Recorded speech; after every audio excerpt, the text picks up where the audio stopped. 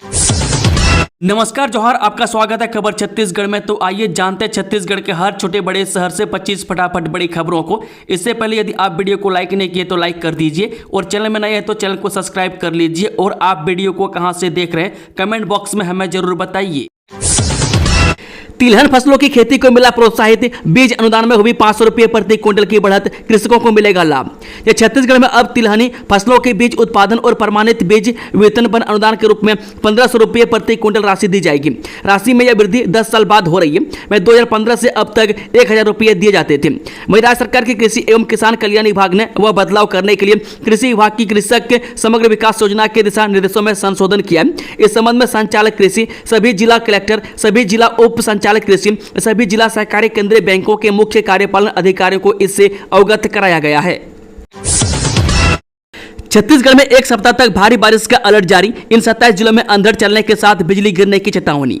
छत्तीसगढ़ के राजधानी में सुबह से ही मौसम बदला हुआ है, जिसके चलते यहां पर हल्की बारिश हो रही है। मौसम विभाग की माने तो आज अनेक स्थानों पर हल्की से मध्यम वर्षा होने की संभावना जताई जा रही है और गरज चमक के साथ छींटे पड़ने की संभावना है। एक दो स्थानों पर अंधड़ चलने और वज्रपात की भी चेतावनी जारी की गई है।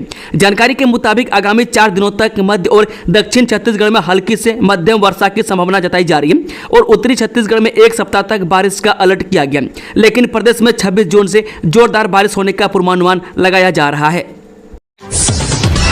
किरण देव की नई कार्यकारिणी को लेकर अगले माह से प्रारंभ होगी कवायद, प्रदेश भाजपा संगठन में नए चेहरों को मिलेंगे महामंत्री के पद। जब प्रदेश भाजपा के अध्यक्ष किरण देव की नई कार्यकारिणी की कवायद अब तक प्रारंभ नहीं हो सकी है, मैं संभावना है कि अगले माह कार्यकारिणी को लेकर कवायद होगी। यह तय है कि कार्यकारिणी में बड़ा बदलाव होगा। इसमें सबसे अहम महामंत्रियों के पदों पर सबकी नजरें हैं। एक महामंत्री जगदीश रामू रोहरा जहां धमतरी के महापौर बन गए, वहीं एक महामंत्री संजय श्रीवास्तव को नान का अध्यक्ष बना दिया गया। मैं 2 और महामंत्रियों को उपाध्यक्ष बनाए जाने की संभावना है। ऐसे में महामंत्री के चारों पदों पर नए चेहरों को मौका मिल सकता है। इसको लेकर कई नेता प्रयास में भी लग गए। मैं किरण देव को अध्यक्ष की कमान संभाले हुए 5 माह हो गए, लेकिन अब तक उनकी नई कार्यकारिणी का ऐलान नहीं हो सका है। बच्चों को कैसे पढ़ाएं, प्राइवेट स्कूल कॉलेजों के टीचर्स को ट्रेनिंग दिलाएगी SCERT। जी SCERT अब शासकीय के साथ निजी स्कूल और कॉलेजों के शिक्षकों को बच्चों को पढ़ाने के तरीके सहित विभिन्न बिंदुओं पर ट्रेनिंग दिलाएगी। निजी शिक्षण संस्थानों के शिक्षकों को प्रशिक्षण देने की यह प्रक्रिया पहली बार प्रदेश में पूरी की जाएगी। इसके लिए SCERT ने समिति का गठन किया है, जो ट्रेनिंग से संबंधित कार्य योजना तैयार करेगी। बता दें कि Chhattisgarh private school management association एवं association of private professional and aided colleges of Chhattisgarh द्वारा निजी शिक्षण संस्थानों के करीब 1 लाख शिक्षकों को ट्रेनिंग देने का निवेदन किया था। वह संचालक के SCERT ने इस पर सहमति दी और ट्रेनिंग को लेकर बृहद योजना तैयार करने कमेटी का गठन किया। वह कमेटी के अध्यक्ष अतिरिक्त संचालक के SCERT JP रथ होंगे। ईरान में जंग का भयानक मंजर देखकर लौटे भारतीय छात्रों ने सुनाई आप बीती। ये तेहरान के डिस्ट्रिक्ट 6 में रहने वाली सईदा को अपने हॉस्टल में मची अफरा तफरी याद है, मैं जहां वह अपनी जान बचाने की उम्मीद के साथ भागकर बेसमेंट में छिप रही थी। मैं सईद ने बताया, चारों तरफ बमबारी और विस्फोटों की आवाज़ें थीं। हमें अपनी जान बचाने के लिए बेसमेंट में छिपना पड़ा। हमें लगा कि हम मर जाएंगे, हमें लगा ये हमारी ज़िंदगी की आखिरी रात होगी। धमाकों की आवाज़ से हम सो नहीं पा रहे थे। ये बहुत डरावना समय था। फिर भारतीय दूतावास छात्रों को तेहरान से कौम और यजद जैसे शहरों में भेजना शुरू कर दिया। वे लोग रिस्पॉन्सिव थे। हमने जब भी फोन किया उन्होंने उठाया। उन्होंने हमें शहर से बाहर करने और रहने में काफी मदद की। भिलाई इस्पात संयंत्र माइंस के ठेका श्रमिकों का आज से अनिश्चितकालीन आंदोलन 6 सूत्रीय मांगों को लेकर करेंगे हड़ताल।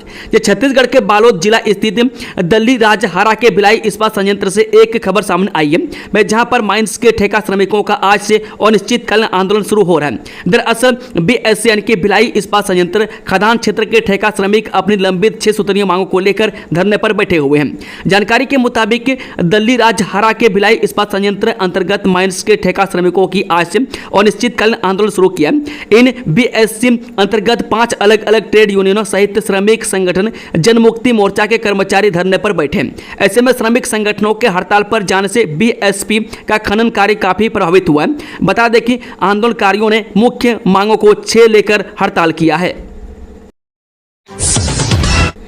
कलेक्टोरेट में बगैर हेलमेट एंट्री पर प्रतिबंध, ट्रैफिक पुलिसकर्मी ही तोड़ रहे नियम।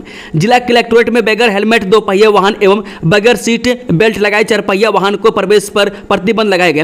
इस प्रतिबंध का पालन कराने के लिए कलेक्टोरेट के मुख्य गेट पास ट्रैफिक पुलिस कर्मियों की हर दिन ड्यूटी भी लगाई गई है, लेकिन इस ड्यूटी के दौरान स्वयं ट्रैफिक पुलिस कर्मी ही नियम को तोड़ रहे हैं। वह पुलिसकर्मी बगैर हेलमेट लगाए अपने दो पहिया वाहन से कलेक्टोरेट में प्रवेश कर रहे हैं, वहीं दूसरे पुलिसकर्मियों को भी एंट्री दे रहे हैं। यही नहीं, कई परिचित एवं पहचान वाले लोगों को भी एंट्री दी जा रही है। इस दौरान ऐसे कई लोगों से पुलिस से कर्मी उलझ भी रहे हैं, जो दूसरों को बगैर हेलमेट पहने वाहन चालक को अंदर जाते देखकर उनसे पूछ रहे हैं कि उन लोगों को अंदर जाने क्यों दिया। मैं कलेक्टर के स्पष्ट निर्देश है कि कलेक्टोरेट परिसर में हेलमेट पहने और सीट बेल्ट लगाए वाहन को ही एंट्री दी जाए, लेकिन गेट पर बैठे पुलिसकर्मी भेदभाव करते हुए एवं मनमाने रूप से अपने परिचित एवं चेहरा देखकर लोगों को बगैर हेलमेट और सीट बेल्ट लगाए प्रवेश दे रहे हैं। इस तरह ट्रैफिक पुलिसकर्मी ही कलेक्टर के आदेश की अवहेलना कर रहे हैं। सोसाइटियों में सूचक बोर्ड नियम का पालन नहीं, प्रबंधक नहीं कर रहे हैं डीएपी यूरिया की एंट्री।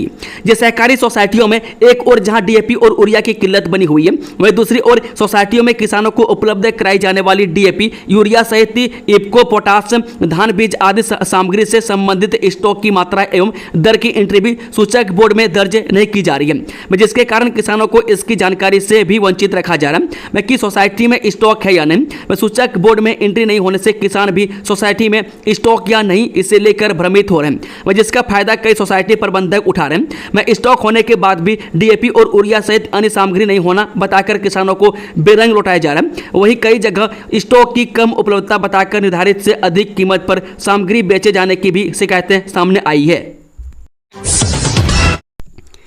सर्व यादव समाज 10 जुलाई को करेगा मुख्यमंत्री निवास का घेराव। ये सर्व यादव समाज 10 जुलाई को मुख्यमंत्री निवास का घेराव करेगा।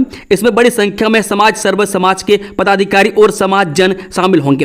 राजनीतिक दलों द्वारा यादव समाज की उपेक्षा से नाराज सर्व यादव समाज के इस आंदोलन का नेतृत्व पद्म विभूषण फूलबासन यादव करेंगे। वहीं रायपुर यादव समाज के संरक्षक देवेंद्र यादव ने बताया, राजधानी के पचपेड़ी नाका स्थित होटल प्रकाश पैलेस में सर्व यादव समाज के बैनर तले आवश्यक बैठक रखी गई है। मैं इसमें यादव समाज को राजनीतिक पार्टियों द्वारा वोट बैंक का जरिया समझे जाने पर आक्रोश जताया गया।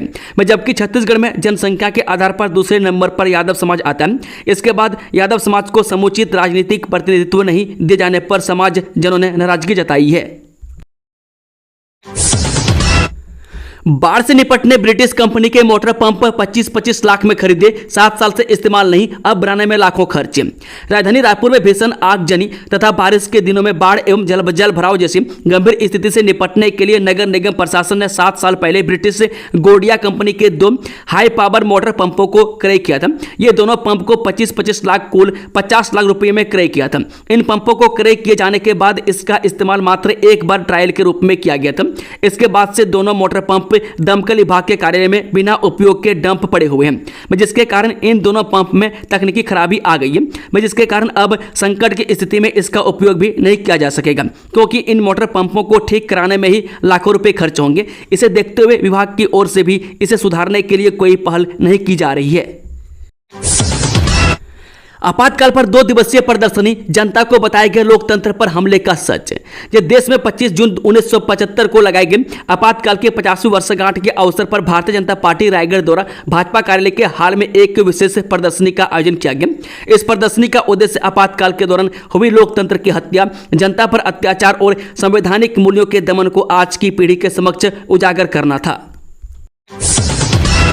युवाओं को नौकरी लगाने के नाम पर 17,15,000 के धोखाधड़ी आरोपी गिरफ्तार। जो नौकरी लगवाने के नाम पर 17,15,000 का धोखाधड़ी करने वाले आरोपी मुकेश धीवर को गरियाबंद पुलिस ने गिरफ्तार कर लिया। मैं आरोपी युवाओं को नौकरी लगाने के नाम पर झांसा देकर पैसे ऐंठता था। मैं पूरा मामला राजिम थाना क्षेत्र का है।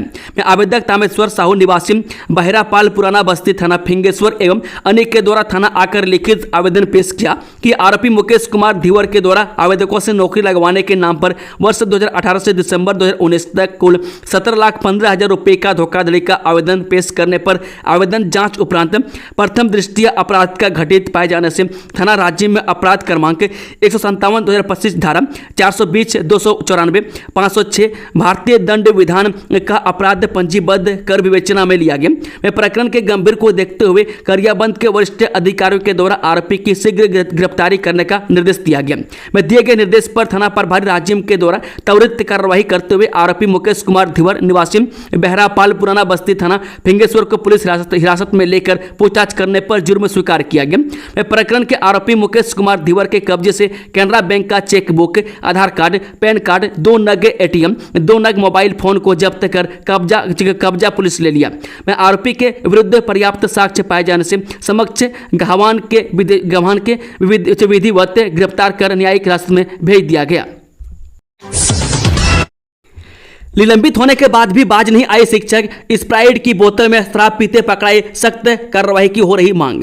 ये छत्तीसगढ़ के नए शिक्षा सत्र की शुरुआत के साथ ही शिक्षा व्यवस्था पर फिर सवाल खड़े हो गए। मैं ग्राम चिपरा के शासकीय प्राथमिक शाला में पदस्थ प्रधान पाठक सरजू राम ठाकुर एक बार फिर ड्यूटी के दौरान शराब पीते हुए पकड़े गए। मैं इससे पहले भी वे इसी कारण निलंबित हो चुके हैं। मंगलवार को कुसुम कसा भाजपा मंडल अध्यक्ष अचानक स्कूल निरीक्षण के लिए पहुंचे थे। निरीक्षण के दौरान प्रधान पाठक की संदिग्ध गतिविधियों पर संदेह हुआ।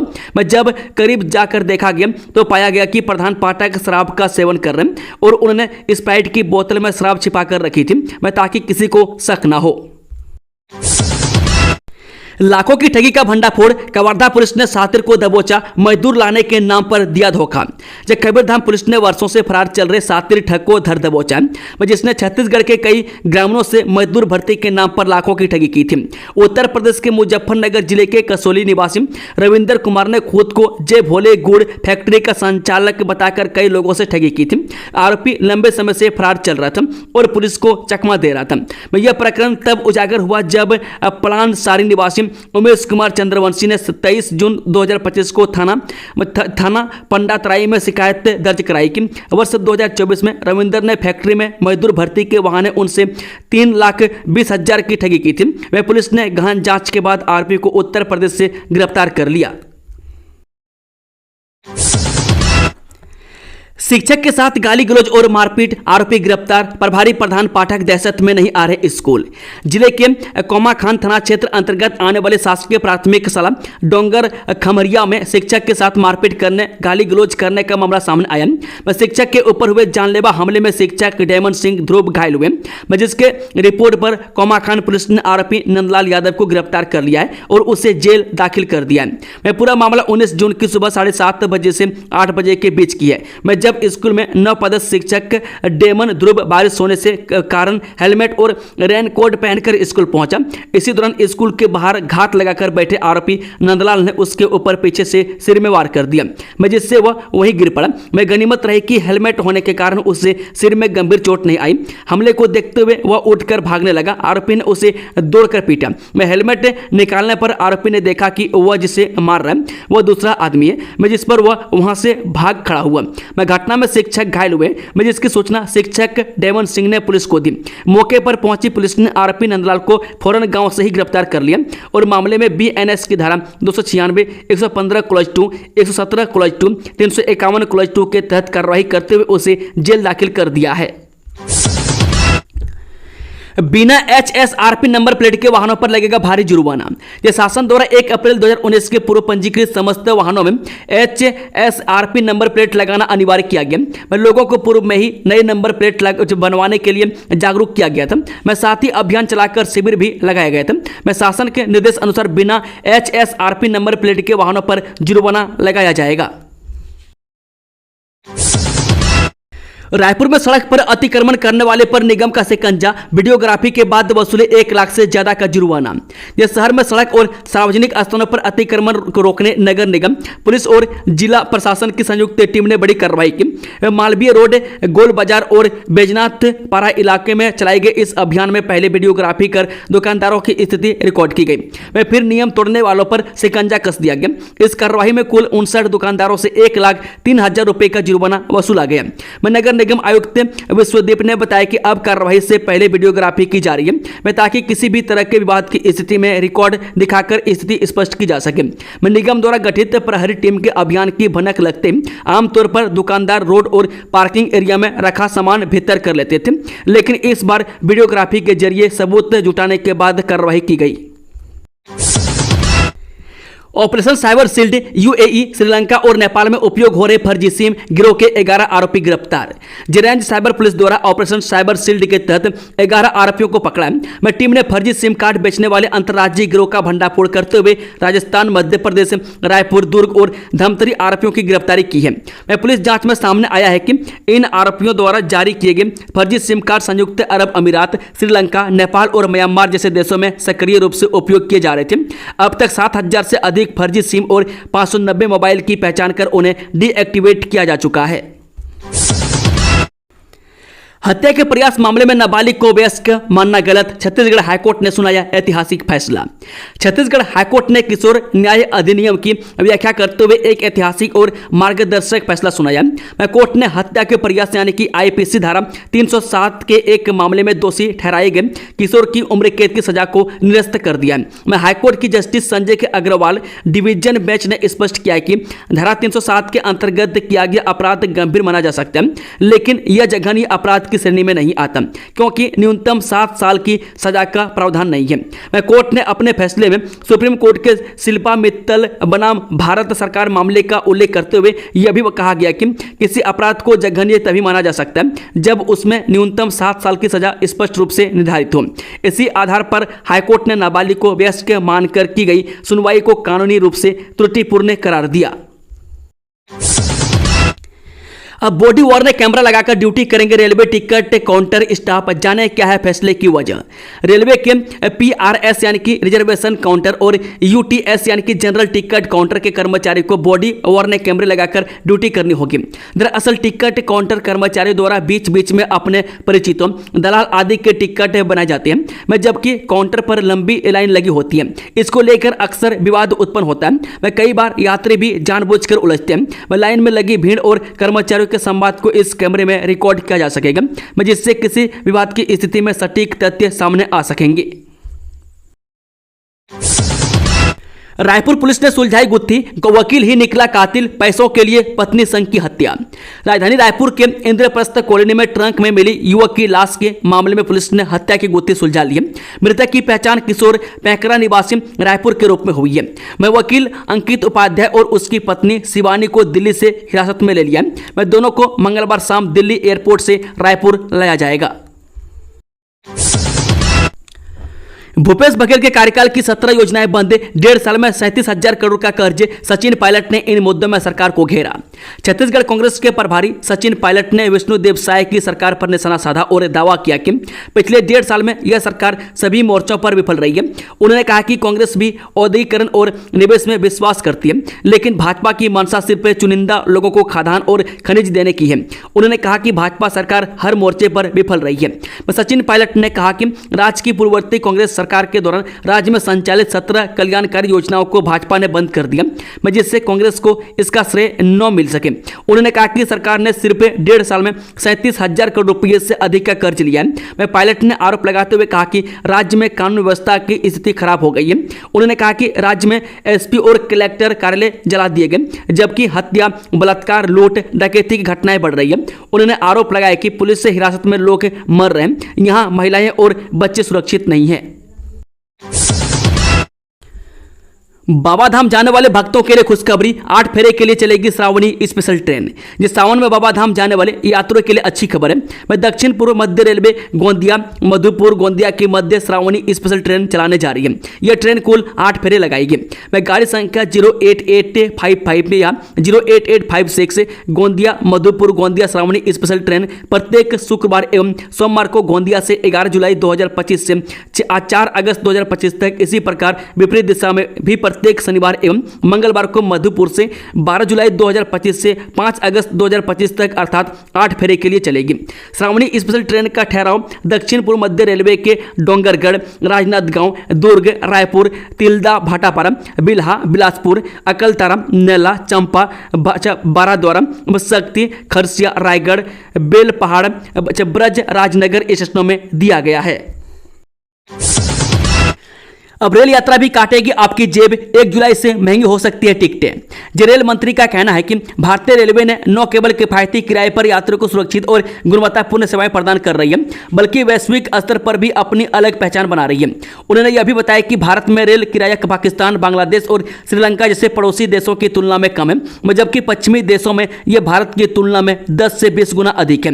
मैं जल्द ही रेल यात्रियों को झटका लगने वाला है। मैं 1 जुलाई 2025 से भारतीय रेलवे नया किराया लागू करने जा रही है।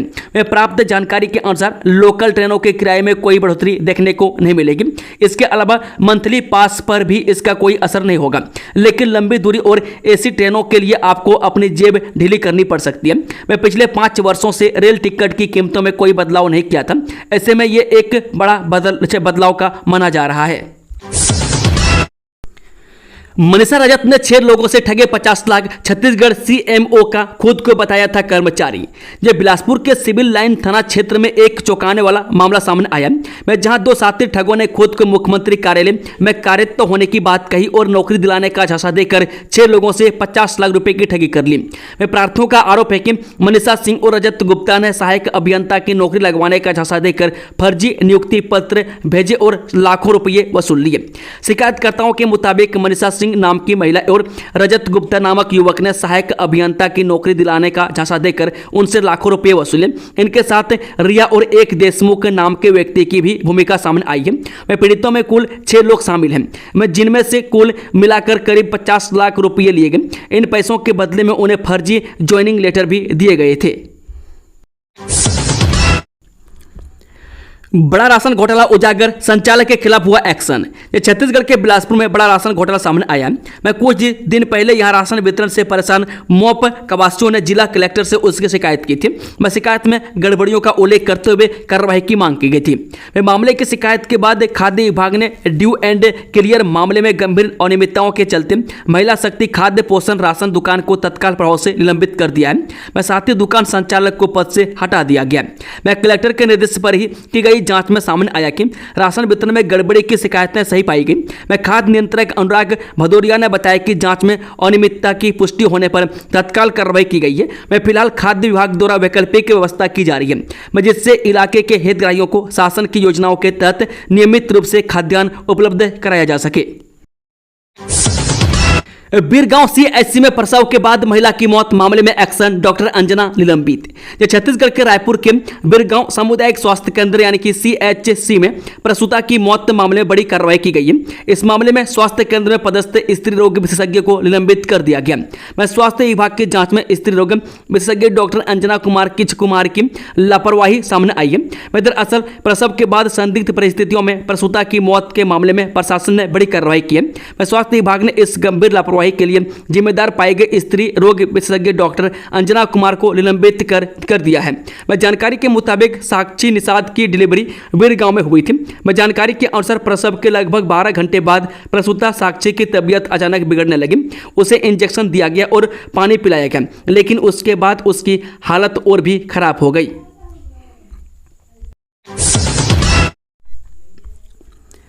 आपातकाल की 50वीं वर्षगांठ आज बीजेपी ने किया काला दिवस मनाने की घोषणा।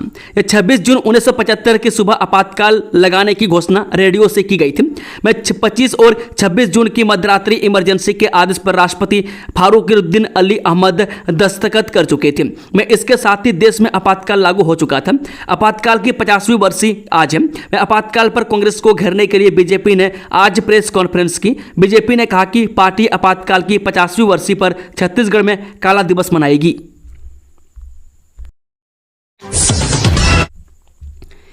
ईरान इजराइल युद्ध में फंसा छत्तीसगढ़ का नौजवान मर्चेंट कंपनी में कर रहा था नौकरी, पीएम मोदी से परिवार की गुहार। ईरान इजराइल के बीच हो रहे युद्ध ने पूरी दुनिया को परेशानी में डाल दिए। ऐसा कोई भी बड़ा देश नहीं है जहां इस युद्ध की आंच न पहुंची हो। भारत में भी कई परिवार ईरान इजराइल युद्ध को लेकर गहरी चिंता में, क्योंकि हमारे देश से कई लोग पैसे कमाने के लिए ईरान और इजराइल जैसे देशों में मौजूद हैं। ऐसा ही एक परिवार कांकेर का है, जिनके यहां से एक युवक ईरान में फंसा हुआ है। दुर्ग में रेड कारपेट फैशन फेस्टिवल, 55 बच्चों ने किया रैंप वॉक, राष्ट्रीय स्तर पर पहचान बनाने की कोशिश। शिवनाथ नदी के पास स्थित निजी होटल में पहली बार रेड कारपेट फैशन फेस्टिवल का भव्य आयोजन किया गया। यह कार्यक्रम छत्तीसगढ़ के फैशन जगत के लिए एक ऐतिहासिक क्षण साबित हुआ, जहां रेड कारपेट जैसे अंतर्राष्ट्रीय थीम को पहली बार राज्य में पेश किया गया। आमतौर पर रेड कारपेट शो केवल फ्रांस के प्रतिष्ठित कांस फिल्म फेस्टिवल जैसे आयोजन में देखा जाता है, लेकिन अब इसी कॉन्सेप्ट को दुर्ग में प्रस्तुत कर फैशन डिजाइनर्स और मॉडल्स को एक नया मंच दिया गया। इस फैशन फेस्टिवल में Phoenix institute of fashion art and media की अहम भूमिका रही। संस्थान की डायरेक्टर अर्चना दुबे ने बताया कि यह आयोजन उनके 5 वर्षों की कड़ी मेहनत और समर्पण का परिणाम है। उनका सपना है कि छत्तीसगढ़ को फैशन के क्षेत्र में राष्ट्रीय स्तर पर एक खास पहचान दिलाई जाए। वहीं एसएस फाउंडेशन की डायरेक्टर शिखा साहू ने इस इवेंट को प्रतिभा दिखाने का अवसर बताया। दोस्तों, खबरों का सिलसिला समाप्त होता है। अगर जानकारी पसंद आई तो वीडियो को लाइक, शेयर, चैनल को सब्सक्राइब जरूर कर लें और कमेंट बॉक्स में कमेंट करके बताएं कि आप न्यूज को किस जिला पंचायत से देख रहे हैं। Thank you, all the best. जोहार छत्तीसगढ़ वासियों। धन्यवाद।